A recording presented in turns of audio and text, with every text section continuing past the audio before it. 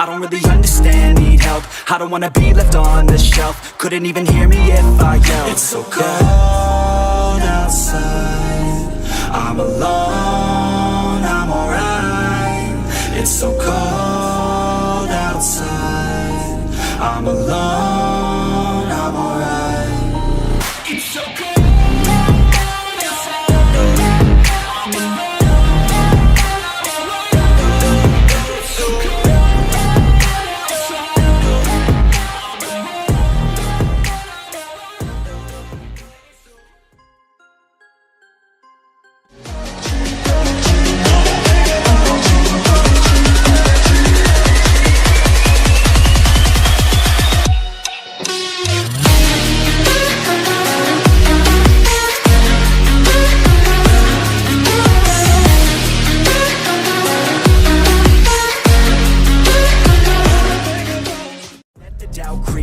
Gotta pop a couple more aspirin. I don't think I'll ever let you in. Easier to break it off best friends. I don't really understand myself, I don't really understand, need help. I don't wanna be left on the shelf. Couldn't even hear me if I yelled. It's so cold outside, I'm alone, I'm alright. It's so cold outside, I'm alone, I'm alright. It's so cold.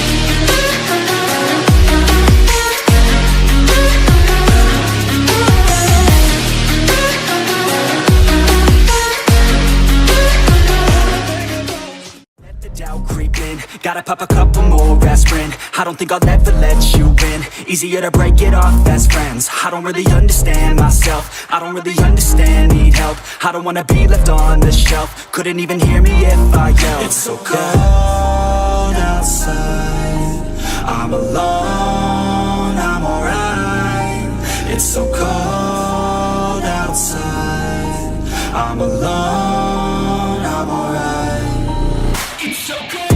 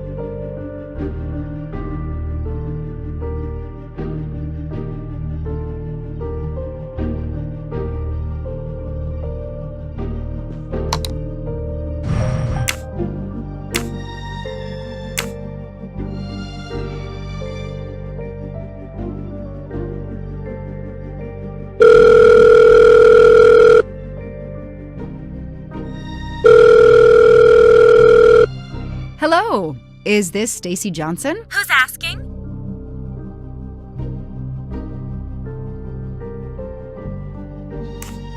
My name is Joanna Locke. I'm a police detective. And I'm just an actress.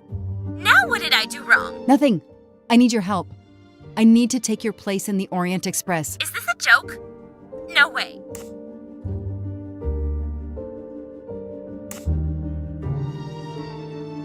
Do you remember the Armstrong kidnapping? Of course I do. That poor little girl. I'm a police officer. I have a new lead that may help me find her killer. Wait, didn't they prove it was the nanny? I have found compelling new evidence. I've reopened my investigation. You know, I had my doubts about the murderous nanny. I played a nanny a couple years ago in a slasher. I was killed in the first episode, but it got me interested in helping kids.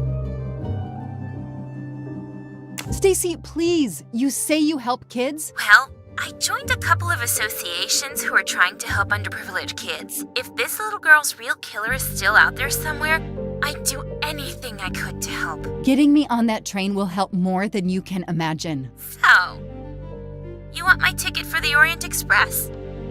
But I booked it months ago. I was so much looking forward to this trip.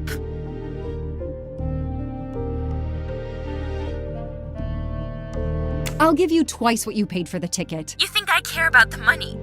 You still don't get it, do you? I'm hanging up. Goodbye. Wait. Stacy, I can tell you care about kids. Here's your chance to help put this beast in prison for the rest of his life. Think of the publicity for those causes you care about. Think about the kids. The kids. Yeah. All right. We'll do it for Daisy and the kids who suffer. I'll take care of changing the tickets to your name and send it to you. Get him. Make him pay. I will. Thank you so much.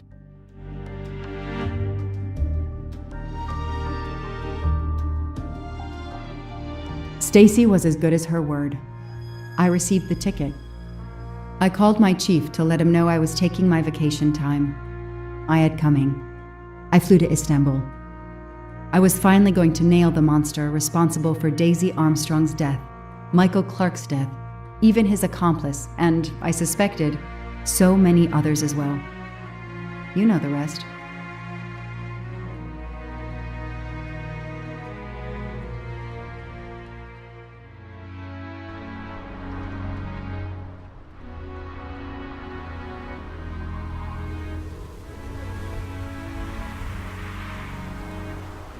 And that's how I found myself on this train, on Ratchet's trail. The rest, you know. My identity is easily checked with the Berkshire Police. Thank you for your detailed account, Mademoiselle Locke. In addition to giving us crucial details of the investigation, you have made it clear that there are many who might wish to see Ratchet dead.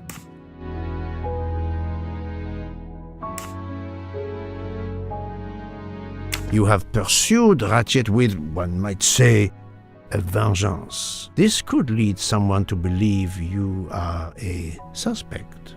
Mademoiselle, I admit that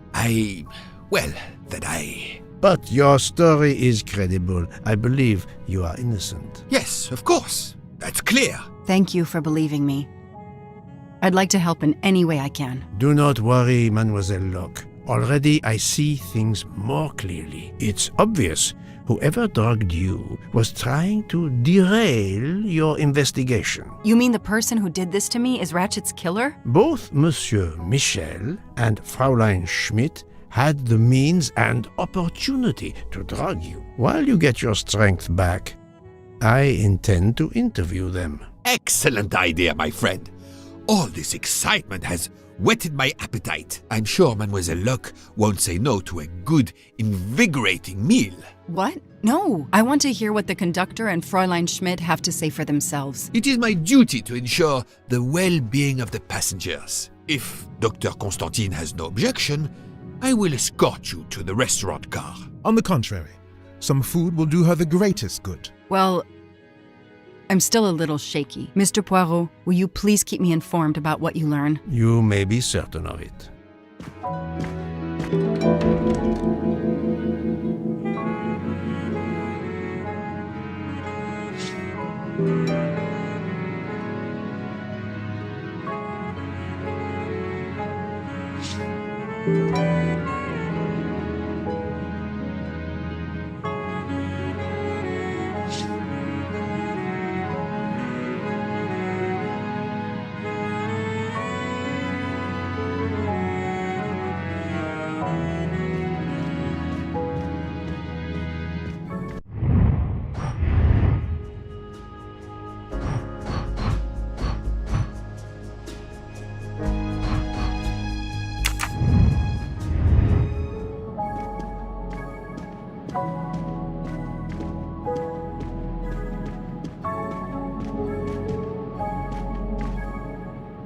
All that snow. Are you familiar with the concept of entropy, Monsieur McQueen? Oh, Mr. Poirot, I didn't see you. Entropy? Randomness in a system or something? Yes, unpredictability. Even the best laid plans can go astray, thanks to something as simple as, An unexpected passenger? perhaps, or snow.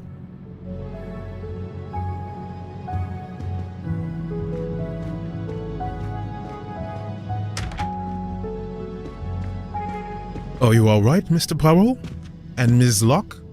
Has she had symptoms again? I didn't mean to disturb you, Doctor. Everything progresses satisfactorily.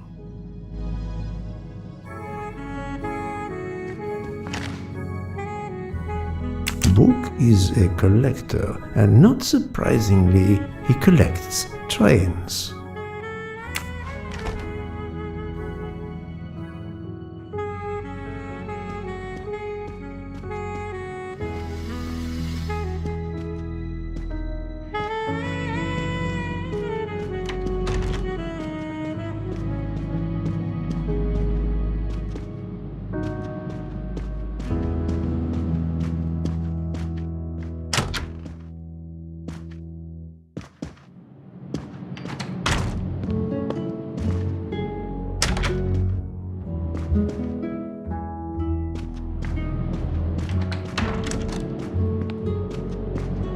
I have nothing to ask them at the moment.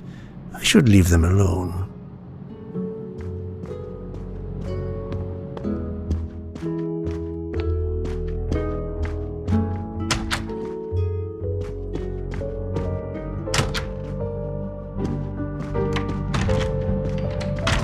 Good evening, Fräulein Schmidt. May I disturb you for a moment? You asked so politely, mein Herr, but I do not think I have a choice.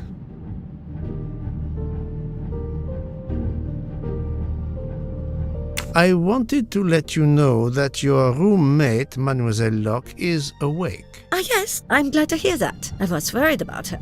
Did she tell you what had happened to her? Unfortunately, she doesn't remember much, but we found a residue of a sleeping pill in her cup of tea. Since you two were alone together in your room when she drank it, who else but you could have dragged her? Must I point out I do not make the tea on this train? You should question the conductor or the kitchen staff. I know you have sleeping pills, Fräulein. I do have some. Do you think I'm the only person on this train who finds it difficult to sleep? I believe the Countess Andreni takes them. And I heard the Olsen woman thanking Mrs. Hubbard for a pill. That was aspirin. If you say so. Mademoiselle Locke could have died. Whoever drugged her must not feel any empathy for their fellow human beings, given the dose that Mademoiselle Locke ingested. She was close to death. Oh my God. What did I do? I didn't want to hurt her. Just have her sleep for a few hours while we had time. We? Time for what? Time for what, Madame Schmidt? You think I feel nothing? Nothing? That poor little girl. Indeed, that poor little girl. Fräulein Schmidt is somehow connected to the Armstrong case.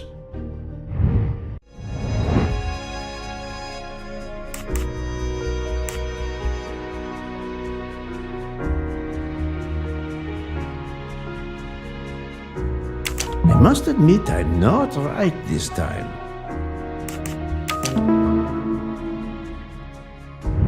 That's the right answer.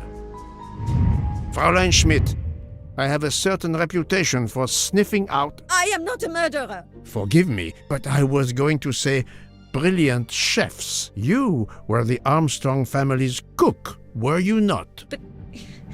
yes. I was the cook of that lovely, lovely family. I'm sorry, but I must ask you to give me some time to collect myself. It wasn't supposed to be like this, my darling, my poor darling child. I will give you that time, Fräulein. You have given me much more in exchange. I must check in with my other suspects to make certain I have all the pieces of the puzzle in my possession.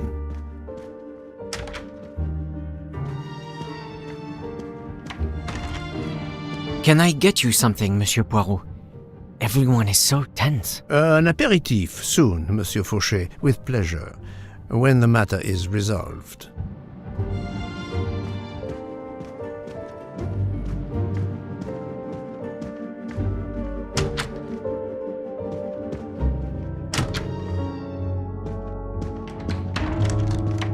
You're right, Mr. Book. This dessert is delicious. I'm glad we didn't wait for dinner. I promise the entree will be superb as well. Detective Locke, you are recovering well, I see.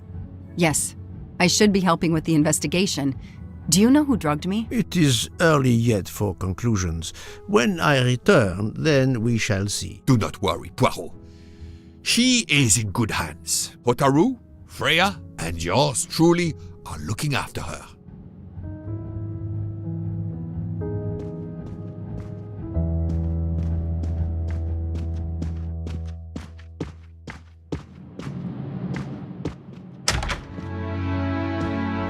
Not now!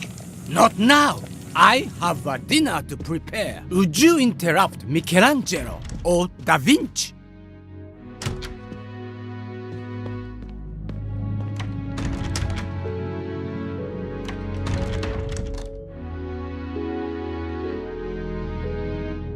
Good evening, Michel. Am I bothering you? You seem stressed. With everything that's going on, I must admit it's difficult to be relaxed. Of course, I understand. Especially since we know that Detective Locke's tea was drugged before it was served to her. Detective? Come now, Michel. Surely you would have taken the opportunity to search her things and found her badge. Luckily, she woke up and was finally able to tell us her story. Hotaru boiled the water, Jean made the tea. I just brought it. Sir, it could have been any of the staff. Your defense is to accuse others?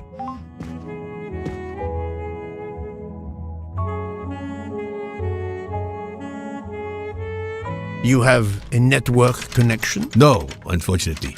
It's just an automatic reminder to pay my rent. I always forget and my landlord complains. Pierre Michel had to be involved in the murder. The drugged tea, his post at the end of the hall, and now I know why I know more than one of those people on the screen.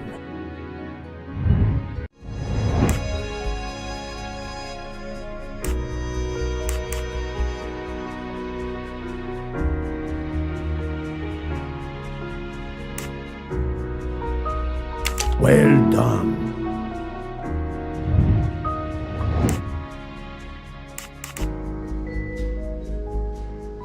This is wrong, but I'm never far from the truth. Good job.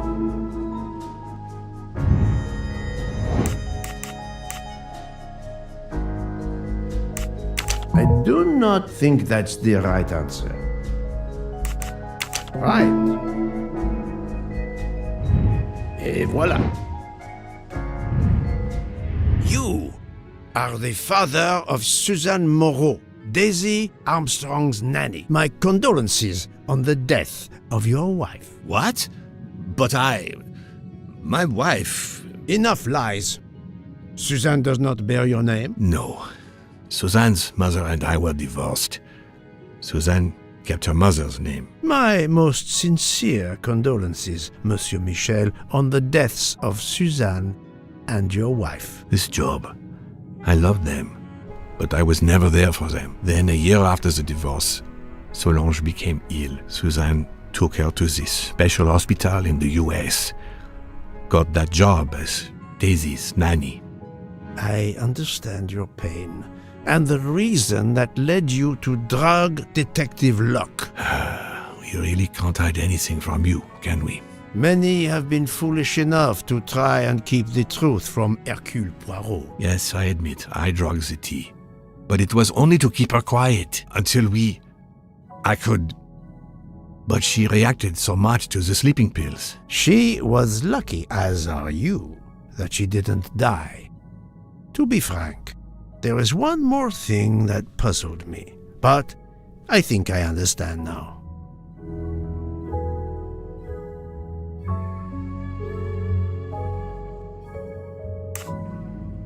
Monsieur Hardman was Suzanne's fiancé. Huh. I have the impression my whole life to you is an open book. Yes, Cyrus was my daughter's fiancé. I almost consider Cyrus as my own son. Of course, much more is clear now. I have been patient long enough. It is time to go and see what all the commotion is next door.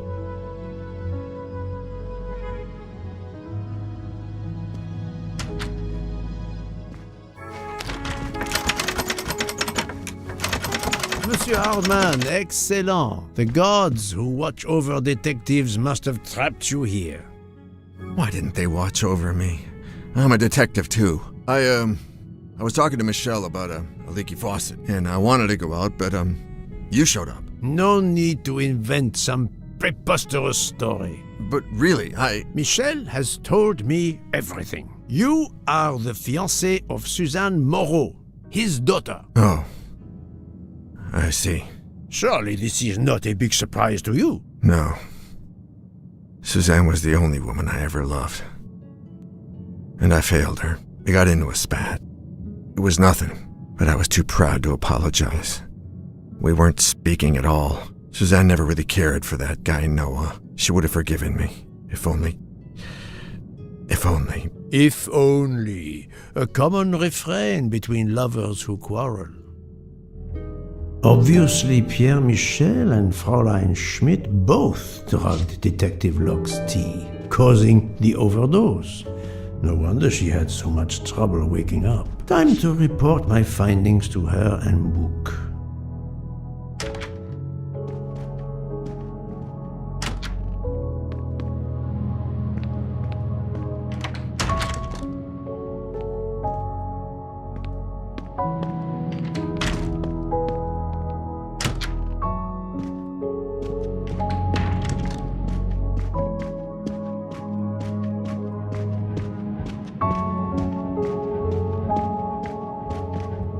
So, my friend, tell me, you have something new? Mademoiselle Locke, I know who drugged you. Fräulein Schmidt and our conductor Pierre Michel both admitted putting sleeping pills into your tea. This explains your overdose. They are relieved you are recovering. Michel drugged a passenger? On behalf of the company, I offer my apologies to you, Mademoiselle Locke. Michel will answer for this outrage. Both of them? I was pretty sure about Fräulein Schmidt, but I admit that I did not suspect the conductor.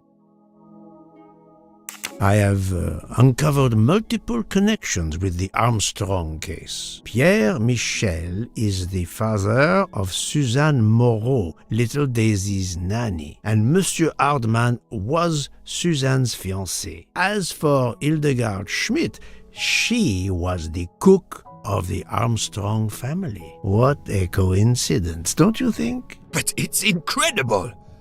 What are the odds that so many people linked to that tragic affair ended up on the same train? About the same as you winning the lottery, my friend. I wasn't the officer who interviewed Fräulein Schmidt back then, so she couldn't recognize me here on the train. How could they know who I was? There were other passengers who might have. Or she may have seen you when you visited the Armstrong home. It is now clear to me that some of the clues to this elaborate plot were staged for my benefit.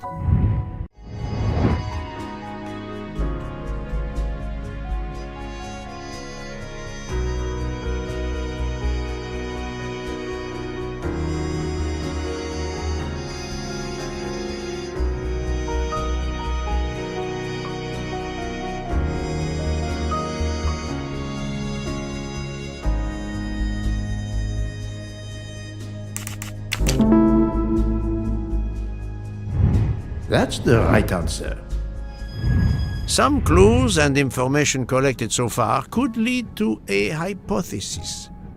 The murderer boarded the train in Vinkovsky, killed Ratchet, and then left the train immediately. How did you come to that possibility? Monsieur Hardman told me about a short man with a high-pitched voice who threatened Ratchet. Imagine for a moment that this man, wearing a wagon-lit conductor's jacket, killed him while Michel was on the platform at Vinkovsky. This murderer then hid the conductor's jacket in Detective Locke's room, then fled before the train left. Why choose Detective Locke's room? Why, indeed. Let me re-explain from the beginning.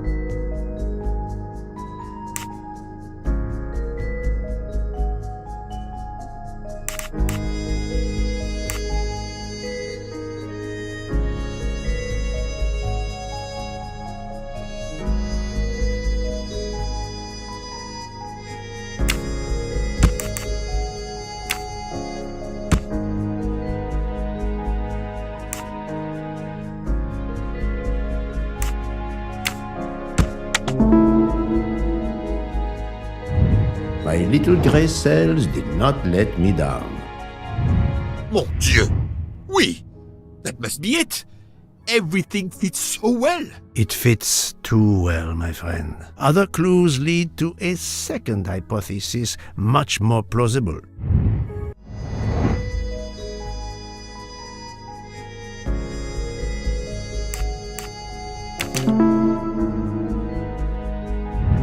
I'm right again.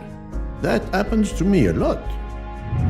So, we have multiple murderers, all related to the Armstrong case. The murderer from Vinkovsky was a fabrication to turn suspicion away from those on the train. They expected the investigation to be led by some small-town official who could easily be misled. Mr. Poirot? Detective Locke, forgive me. You are an obvious exception. You tracked Ratchet with the tenacity of a bloodhound. Unfortunately for the killers, they not only had you to deal with, but now they had, and I say this with all modesty, the world's greatest detective, Hercule Poirot, dropped into the midst of their meticulous planning. Multiple murderers? Multiple detectives? Poirot, please take pity on me. Who is linked to this case, and who is not? My poor friend, I have gone speeding out of the station without you. I will continue.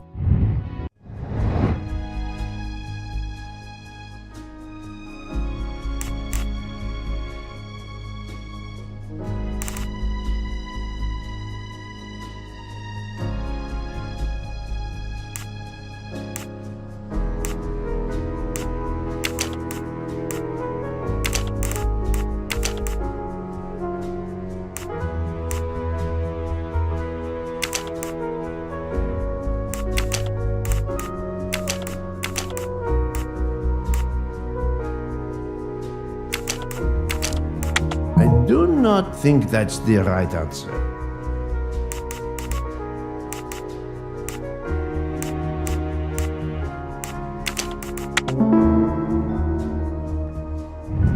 That's the right answer. Fräulein Schmidt, Pierre Michel, Monsieur Hardman and Monsieur McQueen are all linked to the Armstrong case. I also know that Sonia Armstrong's sister and godmother, Countess Andreni and Princess Dragomirov, are on this train. And finally, Detective Locke discovered that Mr. Foscarelli was the Armstrong chauffeur. If we add Detective Locke and Ratchet, of the 12 passengers in that coach, 9 have a connection with the Armstrong case. What next, Poirot? Or should I say, who next? It is time to summon everyone. Everyone?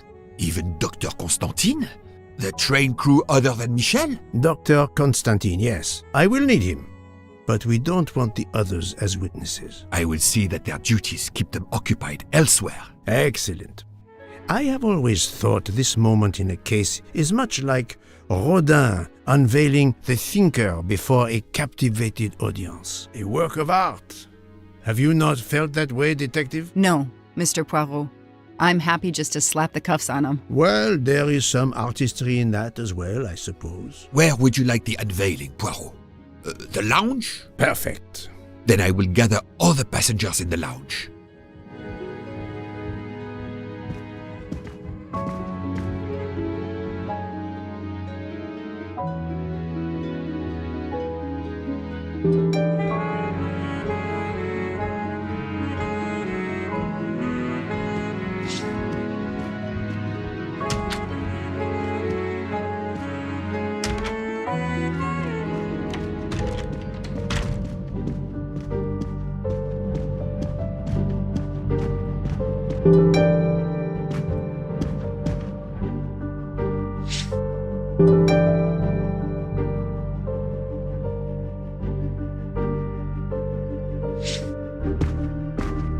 Monsieur Bouc, are the train crew locked in their quarters? Yes, they are. Then the stage is set for the final act. Ladies and the gentlemen, I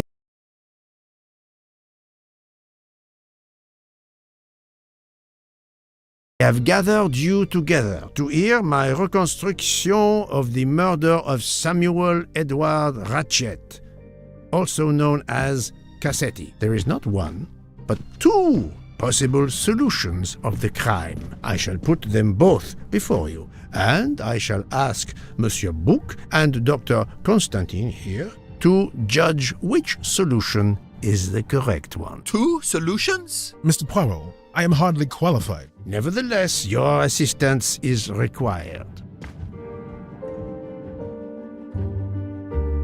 Now, you all know the facts of the case. Ratchet was found stabbed to death this morning. He was last known to be alive at 12:37 a.m. last night, when he spoke to the wagon-lit conductor through the door. His watch was found to be badly dented, and it had stopped at 1:15. Dr. Constantine, who examined the body, puts the time of death as having occurred between midnight and 2 in the morning. At half an hour after midnight, as you all know, the train ran into a snowdrift. After that time, it was impossible for anyone to leave the train. So, here is my first theory.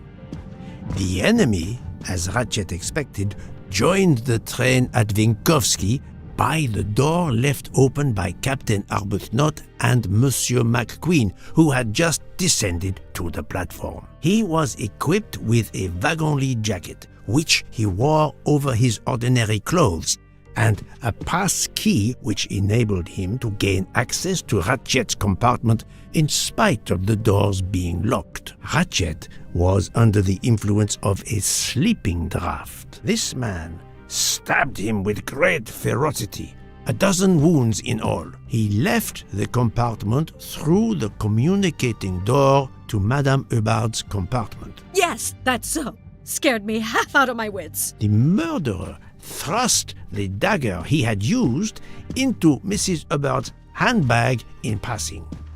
Without knowing it, he lost a button of his uniform. Then he slipped out of the compartment and along the corridor. He put the uniform jacket into Detective Locke's suitcase to cast suspicion on her. And a few minutes later, Dressed in his ordinary clothes, he left the train just before it started off again, using the same means for egress, the door near the dining car.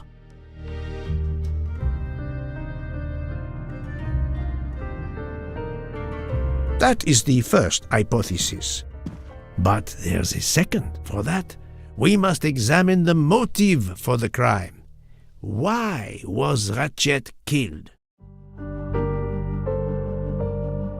The motive is clear. Revenge, of course. Nothing was stolen, and we know that Ratchet had made many enemies. This was a premeditated crime, meticulously planned.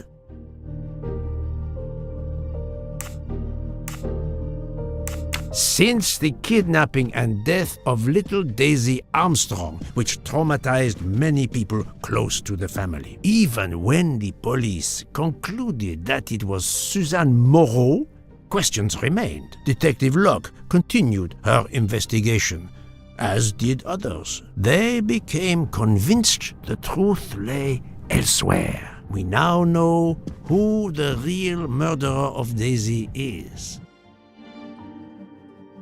It is clear now that Daisy's killer was Ratchet, also known as Cassetti and Michael Clark and how many other names. But of course, many of you have known this for a long time. It is obvious that the 12 stab wounds are not a random number. Dr. Constantine's analysis revealed that some stab wounds appeared to have been caused by a right-handed attacker.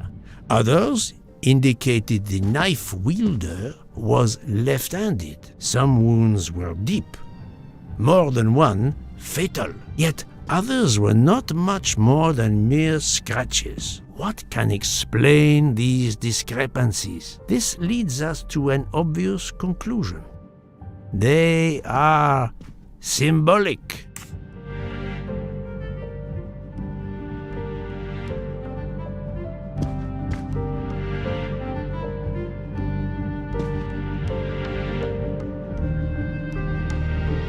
Come now, Poirot. Daisy was 3 years old. 12 stabs. 12! The same number as a trial jury in the United States. But not just a jury of 12 members condemning him to death, but 12 executioners as well. This self-appointed jury had meticulously planned for everything except Snow. Snow. The avalanche that stopped us, as well as the presence of not one but 2 detectives on the train. They had to improvise, to hastily add clues and false leads.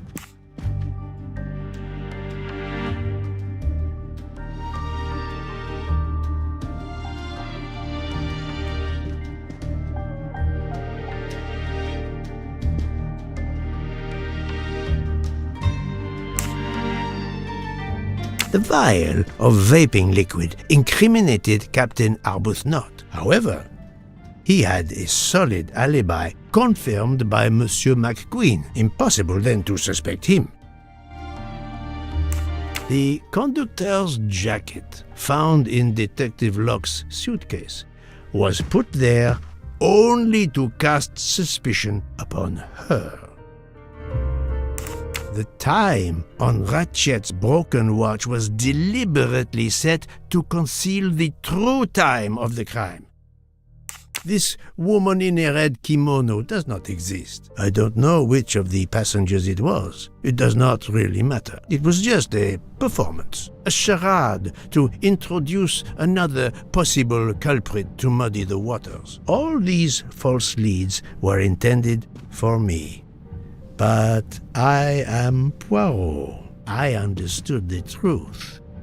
We have a train full of suspects. It's time to identify who the real culprits are. Let's start with Detective Locke.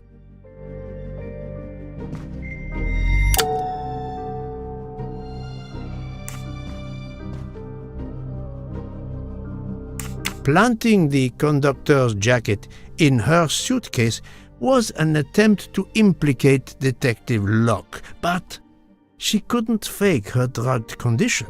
Dr. Constantine can testify that the drugged tea incapacitated her for hours, and she had 2 relapses. Let us move on to Monsieur McQueen. When I told him about Cassetti, he looked very surprised that I managed to make the connection between him and the Armstrong case. He told me, "But I thought we had..." I think he meant...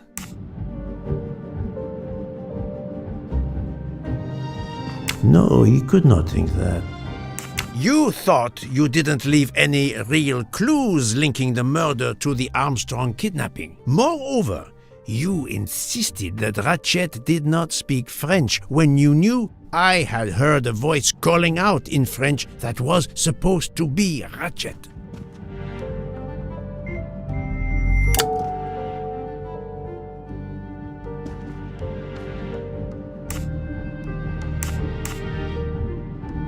You took some pleasure in leaving me false clues, I think. It was quite annoying. But you told me yourself that your father was the district attorney who handled the Armstrong case. The case haunted my father. At first, he believed Suzanne Moreau had helped her boyfriend, Noah, to kidnap Daisy, even though there were questions that went unanswered, and a young policewoman refused to let it go, continuing to find discrepancies, but never enough to reopen the official investigation. That policewoman sits there. Her name is Joanna Locke. Then tell him. Tell him how in the end my father believed you, how he resigned a job that he loved, racked with guilt that he may have let that monster go free. He died young, broken, his faith in justice broken. That's what Ratchet did to him. Thank you for your honesty, Monsieur McQueen. Your father is one more victim of the man who called himself Ratchet. Now, I will turn to Ratchet's valet, Monsieur Masterman.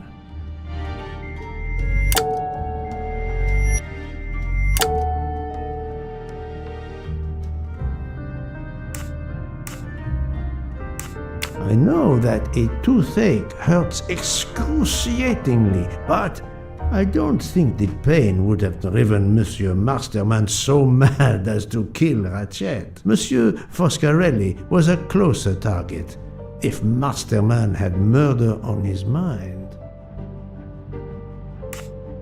I suspect that Ratchet was not a kindly employer, but that's not a good enough reason to kill him. Ratchet sensed danger close to him and naturally wanted to stay awake. You gave him sleeping pills without his knowledge. Once he was sound asleep, you could do what you had to do in peace. Sir, I'll tell you the truth. I was Colonel Armstrong's adjutant in the war, sir, and afterwards, I was his valet in New York. I'm afraid I concealed the fact this morning. It was very wrong of me, sir, but I knew how suspicious it would look. Is that all you have to say? That's all, sir. Now, to leave no suspicious stone unturned, let us move on to Monsieur Bouc. What? Me? A suspicious stone?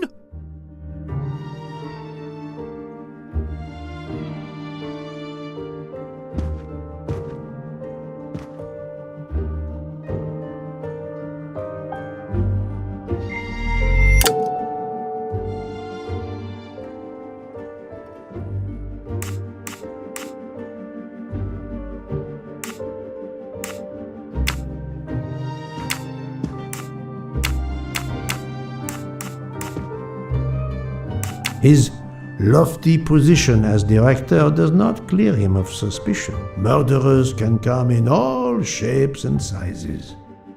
book, my friend. Of course you are not guilty. You did everything you could to get me on this train. What madness would cause you to ensure, and I speak with all modesty, that the best detective in the world could be present to witness your crime? But doesn't our friendship count as well? Most assuredly, but a murderer can wear all sorts of masks, including friendship. Let us consider our ever-efficient wagon-lit conductor, Pierre Michel.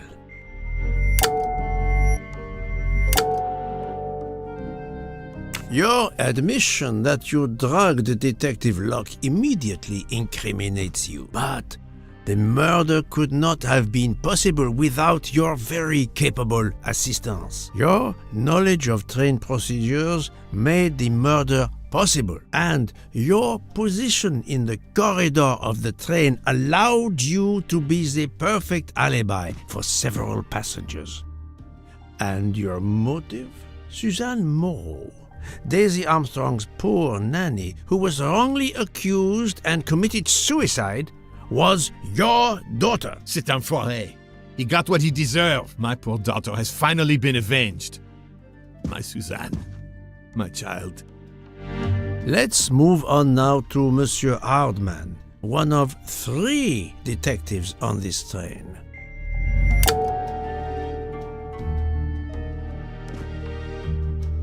Monsieur Hardman, I think you are a real detective.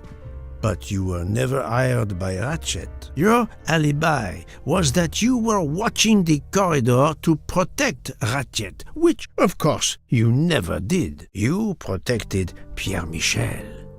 However, we just saw that his alibi doesn't hold up, so neither does yours. I don't know about the conductor. Being Suzanne's fiancé, you had a substantial motive to punish Ratchet. You used your detective skills, just as Detective Locke did, to hunt him down and finally avenge the death of your beloved. That's right, Mr. Poirot. I do have some detective skills. I never doubted it. Now, Fraulein Schmidt, the lady's maid with the soul of a cook.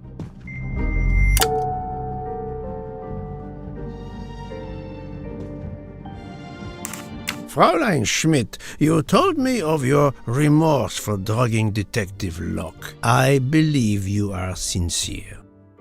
However, as the cook of the Armstrong family, you experienced the drama from within.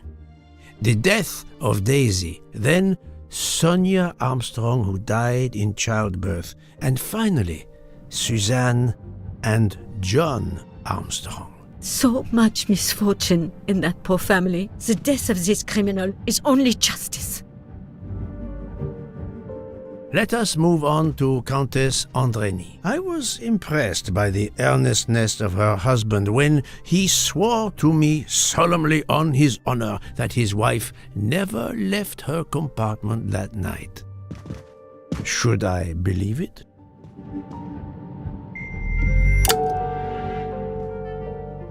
Even if it seems logical, it's more complicated than that. I believe Countess Andrény.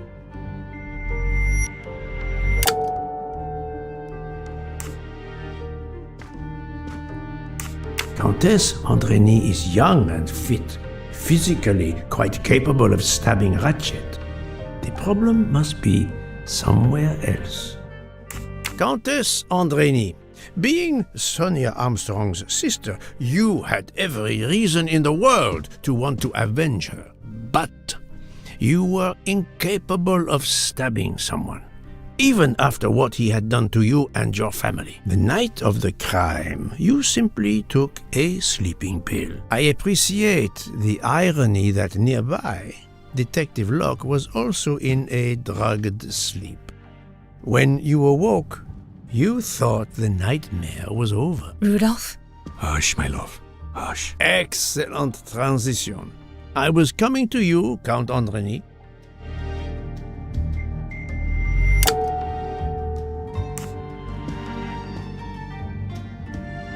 "12 people, a jury, This was very important to all of you. If Countess Andrény did not stab Ratchet, someone had to take her place. And you, Count, the beloved husband, I've seen how fiercely you love and protect your wife. Enough! I would do anything for Helena. Anything. Even that. Yes, even that. Let's move on to Monsieur Foscarelli.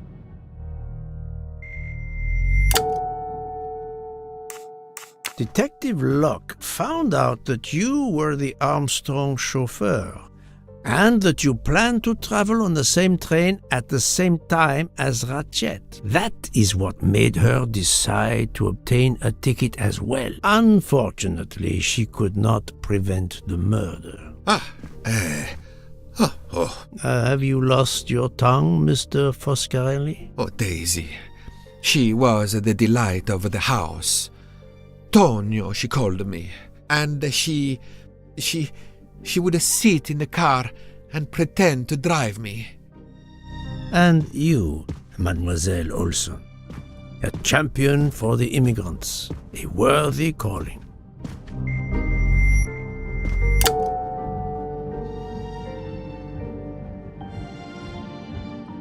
Admittedly, she lied to me about Mademoiselle Debenham's schedule. But one lie does not convict her. Mademoiselle Olson, you supported Madame Hubbard's story about her connecting door latch, a story that I later demonstrated to be impossible. So, you deliberately lied to me, and you also lied about Mademoiselle Debenham's whereabouts. Enough! I can't take this anymore! I know what you want from me, Mr. Poirot. Very well. Here it is. She was my little Daisy, my angel, so patient. When I patched a scrape or took her temperature, that was my job. But she was so much more to me. She was a shining light in an ever-darkening world. I've tried to honor her by caring for children who have lost everything. Thank you, Mademoiselle Olson. You too shed light on your part in this mystery. You were Daisy Armstrong's nurse. I will ask you no more questions. It is enough that you have admitted what I know to be the truth, and I understand. Let's move on. Dr. Constantine. You suspect me? I know none of these people. I didn't know Ratchet either, and I've taken a solemn oath to help people, not murder them.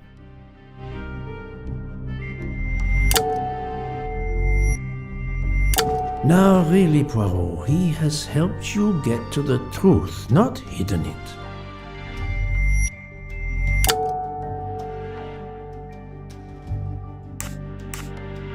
Dr. Constantine was certainly helpful to my investigation, but that does not prove he is innocent.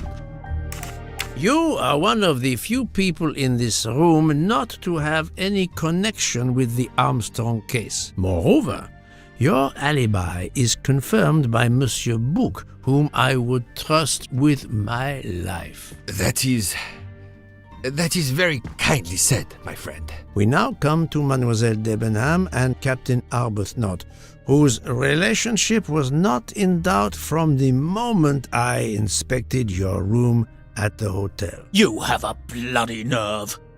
Indeed, I do. We're getting married. Congratulations. But I would rather talk about your relationship to John Armstrong.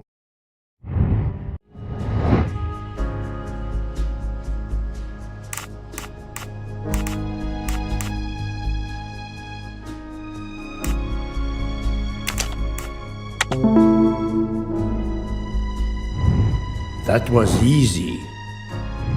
Captain Arbuthnot, you served in the army with John Armstrong. What I don't understand is why a man your age is still a captain. One might expect you to be a colonel as well. Ever fought in a war, Poirot? It was war that first brought me to England. Then you know what it's like. There's a shattering sound and death and mistakes, acting on intelligence that proved to be wrong. I sent a patrol to their death. Good men, brave men, wasted. John testified on my behalf at a court-martial. I'm not a colonel. I don't deserve to be, you bloody fool. But I'm also not in prison. John remained my best friend until... There, you have my story. Understand now? Archie, calm down, please. You're right, Mary. What you see in me, I don't understand. Oh, Archie, I see in you what John saw. Miss Debenham, I'm sorry. My turn, is it? I'm afraid so. And you have caused me quite a puzzlement. Your connection with the Armstrong family was not obvious. Then I remembered the job you currently hold.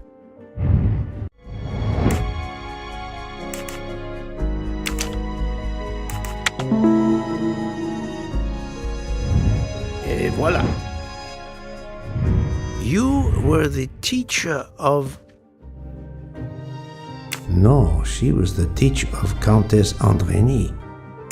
You were the teacher of Helena Andrény, whose maiden name was Helena Goldenberg before she married Count Andrény. Yes, absolutely. Why lie to you?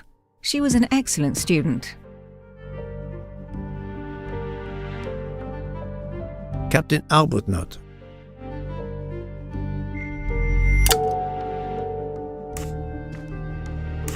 You had one of the strongest alibis, thanks to Mr. McQueen, but his testimony melted like a snowflake. There went your alibi. Poof! Unless you have another one. As for you, Mademoiselle Debenham,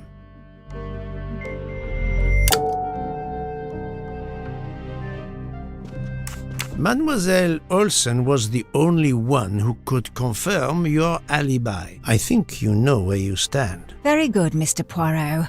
Are you satisfied? I will be soon. Now I must turn to Sonia Armstrong's godmother, Princess Dragomirov.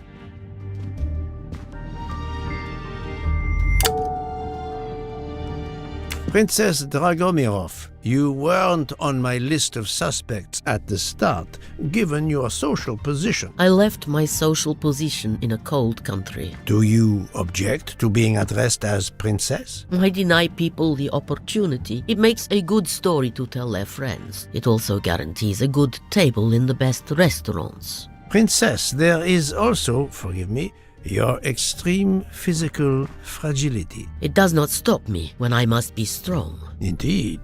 Of more importance, though, is the fact that you're the only left-handed person on the train. And the single blow to ratchet from a left-handed person was very, forgive me, weak. Finally, I'm afraid I know the alibi that you shared with Fraulein Schmidt is false. You have been very thorough, sir.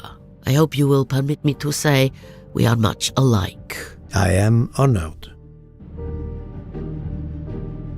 Now it is time to end with Mrs. Hubbard, or should I say,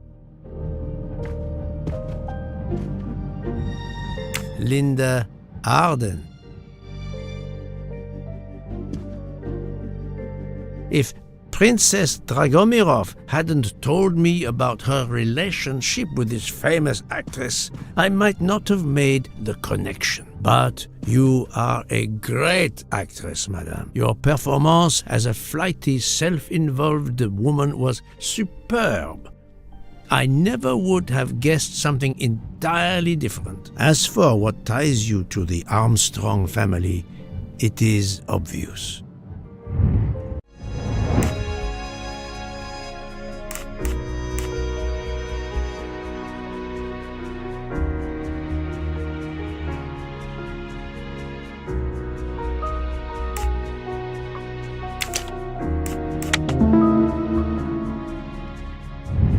I'm right again.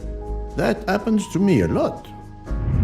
Mrs. Hubbard, you are the mother of Sonia Armstrong and Mrs. Andreny. The fact that Madame Hubbard is actually Linda Arden, Sonia's mother, and a gifted actress of stage and screen, a woman who could teach her fellow conspirators how to play their roles, makes her one of the best placed to organize the murder, no, the execution of Ratchet. But I need material proof.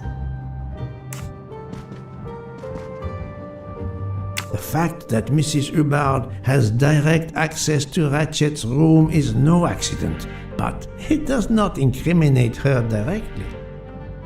Madame Hubbard, you really are a remarkable actress. You put so much effort into your character and into staging the murder. I saw it as a perfect mosaic, each person playing his or her allotted part, so carefully arranged that if suspicion should fall on any one person, the evidence of one or more of the others would clear the accused person and confuse the issue. Everything was meticulously planned. But you hadn't expected that Detective Locke and I would be on this train, and the avalanche would block it on the night of the murder. You had to improvise. But again, improvisation would be another of your skills as an actress. So you came up with the story that the latch on the door that communicated with Ratchet's compartment was hidden by the handbag. I always fancied myself in comedy parts. That slip about the sponge bag was silly. It shows you should always rehearse properly. You know all about it, Mr. Poirot. You're a very wonderful man, but even you can't quite imagine what it was like. That awful day, I was just crazy with grief. So were the servants. We decided then and there that the sentence of death that Ratchet had escaped had got to be carried out. There were 12 of us, or rather 11. Suzanne's father was over in France, of course. First, we thought we'd draw lots as to who should do it, but in the end we decided on this way. It was the driver, Antonio, who suggested it. Mary worked out all the details later with Hector McQueen. It took a long time to perfect our plan. We first had to track Ratchet down. Hardman managed that in the end. Then we had to try and get Edward and Hector into his employment. Well, we managed that.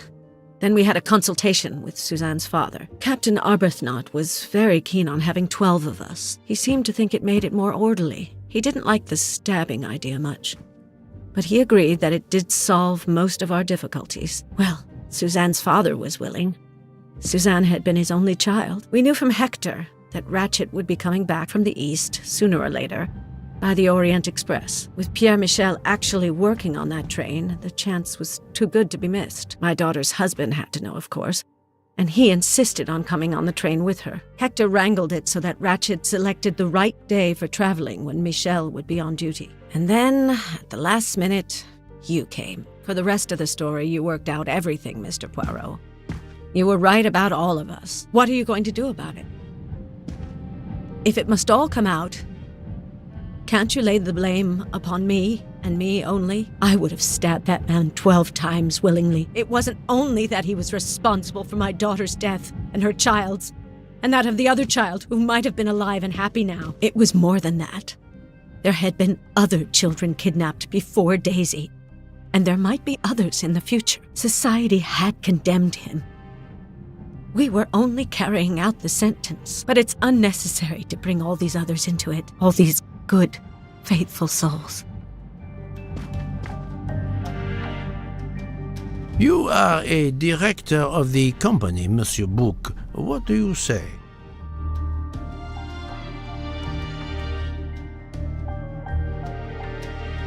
In my opinion, Poirot, the first theory you put forward was the correct one. Decidedly so. I suggest that that is the solution we offer to the police. You agree, Doctor? Certainly, I agree.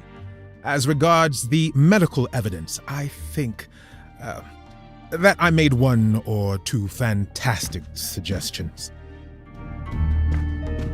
Then, having placed my solution before you, I have the honor to retire from the case.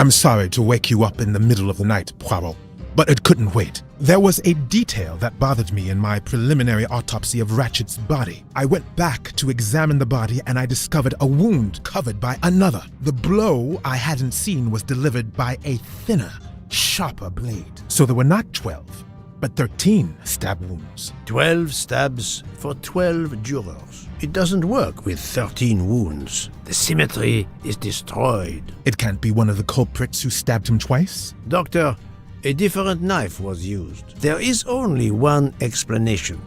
Somehow, some way, there is a 13th murderer on this train. We must tell Book. The case is not solved.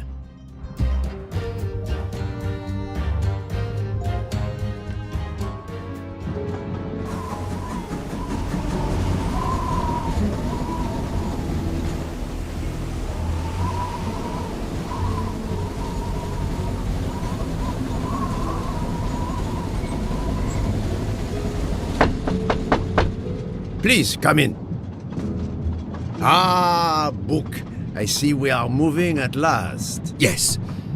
The way was finally cleared while we slept. If all goes well, we will arrive in Venice this evening. The train will be there for several hours for refueling and reprovisioning. What do we do with the 13th murderer?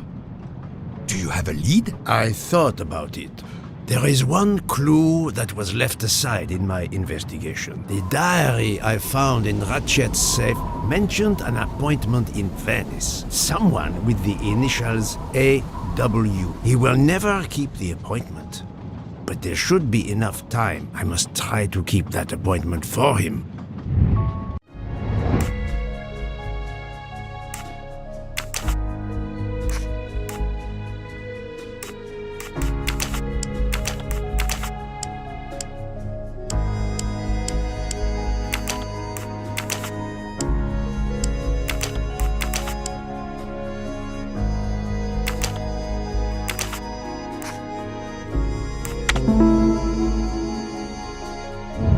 My little gray cells did not let me down.